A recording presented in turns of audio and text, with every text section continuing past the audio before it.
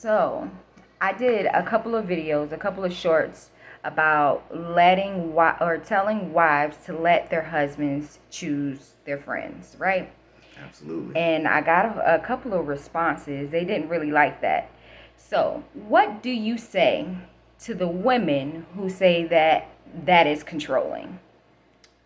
Absolutely. I'm very controlling. In fact, I am extremely controlling. And I don't care what anybody has to say about it because at the end of the day, everybody in this household carries my last name. Everybody in this household is my responsibility. If anything happens to you or one of these kids, that's on me.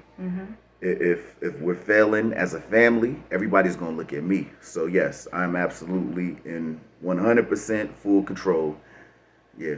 Yeah. I'm an authoritarian over here. I'm okay with that. Oh, Matter of fact, merch coming soon. I'm controlling. We're gonna wear that. We're gonna go on and kill all of this feminist noise. Because y'all are twisting these words around. I've seen people say stuff like, "Is that godly?" Where in the Bible does it say, "Thou shalt not control"?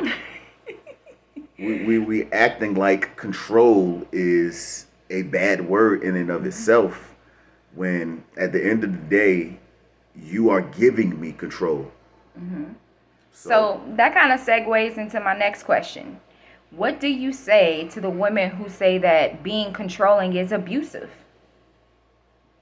I don't really care. It's nonsense. Because at the end of the day, there's not a chain on your neck.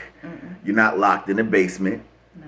I mean, you're free to go as you please. Have I ever told you if you leave me, I'm going to kill you? Absolutely not. This control is surrendered authority. That's what submission is. It is you making the decision to submit under my authority. So this is a willingness to control. In fact, in your video, if I'm not mistaken, the whole point of it was, ladies, you should allow your husband to choose your friends. Allow. So nowhere did you say, men, take your wife by the neck and tell her those ain't gonna be your friends no more.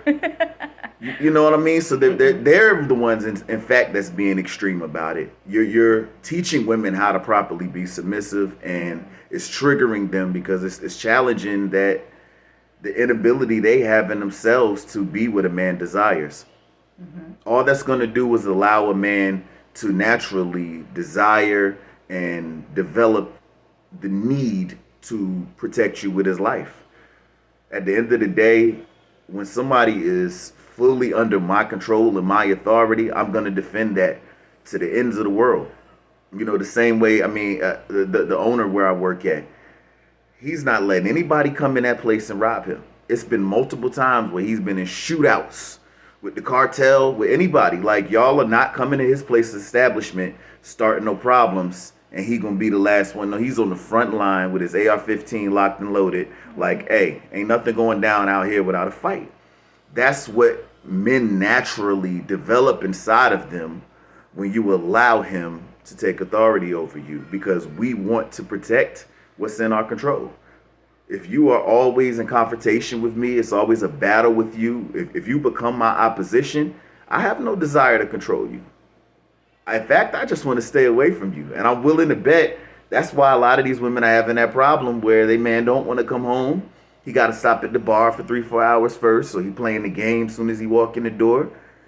He don't want to be around. They don't want to hear that. You're giving them too much game right now. Well, they want to deny a man's nature, and it's time out for that. Yeah, definitely. So, my last question. What do you say to the women who think that they should control their husbands just as much as he controls her? Those are probably the same women that want to hyphenate their last name. And I say that that's an issue with respecting a man's authority, or authority in general. It's the same picture that we see on the end of young men who grew up fatherless. They don't respect authority. They're always having an issue with the police. They're always run-ins with the law. They feel the need to join a gang and find other communities to find that sense of identity in an unhealthy manner. This is the reflection of that for women who grew up in a fatherless household, or who had a father that did not properly father them, who told them, you were my little princess and you can do no wrong, gave them everything they wanted with no accountability. That's the reflection of that. So when a man takes his rightful position in authority and leadership, They don't know what that looks like. And in fact, they run from it, they ridicule it and criticize it because they know it's going to make them have to have a level of responsibility to maintain that for the first time in their lives. They've lived in a society that's handed them everything. They get in the clubs for free. They get to be in the VIP section just because they're pretty. They've never had to earn anything, and they don't understand all that comes with being a man, much less a husband and a father. It's a lot of responsibility that we're signing up for, and you want to usurp our authority or feel entitled to the same benefit when really most of the benefit is on your end as the wife. Everything about being a husband is sacrificial. Honestly, like, y'all are wearing my last name. That, you think that comes cheap? That comes with a price. Absolutely, I am going to be the one in authority. Those women don't have that problem with their boss at work. They'd have no problem with his authority. Some of them might, but they're not going to be there long. But they'll thrive in their careers under that person's authority because they're getting paid for it. But they do not honor the payment that their husband has made with his life because they don't see it as the same significance when it's really a bigger significance. Yeah. And this just sounds like a lot of fatherlessness and a lot of fathers who weren't fathering. Listen, at the end of the day, if you are being abused, you can leave. In 2022, the common woman is not chained and locked in nobody's basement. Miss me with all that. If you are with a man that you feel him controlling you will lead to abuse, you have the right to leave him. So you giving advice to women in marriages, first of all, let's stop muddying the line between marriage and boyfriend and girlfriend relationships. They're not the same, and it's not just a piece of paper. It's a lot more that comes into taking on somebody's last name. You take on their life. You represent me when you go out this house. Yes, I'm going to control you. Because when you go out there and you doing something wild that don't make sense, what people going to say when they come to me? Are they going to say Jasmine did that? Or are they going to say, yo, your wife out there acting a fool? So I'm the one that's going to take that L. That's me. We're the reflection of our husbands. Yes, and not only am I going to take that L, men, colleagues, and other women even will lose respect for me. That's the part they don't want to talk about. These women out here saying all this know darn well when they see men out here that can't control their women, y'all clown them. Let's be honest for a second. How many of y'all have ever seen a woman out here acting a fool, flirting with another man in her man's face, dressing all kind of ways and not listening to her man's wisdom and guidance, and said to her, oh my girl, you are winning. You got the best. Your man is so awesome. You are so lucky to have him. It has never happened. Stop the cap.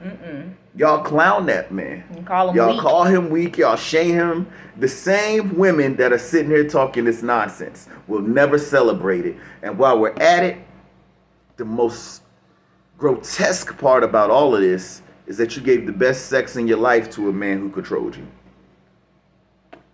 And now you want someone to fully devote themselves to you without that same power and authority over you. But at the end of the day, that's going to be the guy that every day you come home, you're tired. He got to beg you now to get some.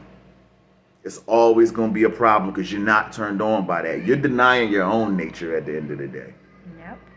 Yep. Got to stop denying our nature. Because I will tell you one thing, this man is a sexy man. And it ain't just because he look good. Listen, it's his demeanor. It's the way he carries himself. 90% of attraction for men ain't about looks. Y'all are the pretty. I say that all the time. It's not my job to be pretty. It's your job to be pretty. You are the fairer sex, you know, and that's what makes you precious. That's why we protect you with our life.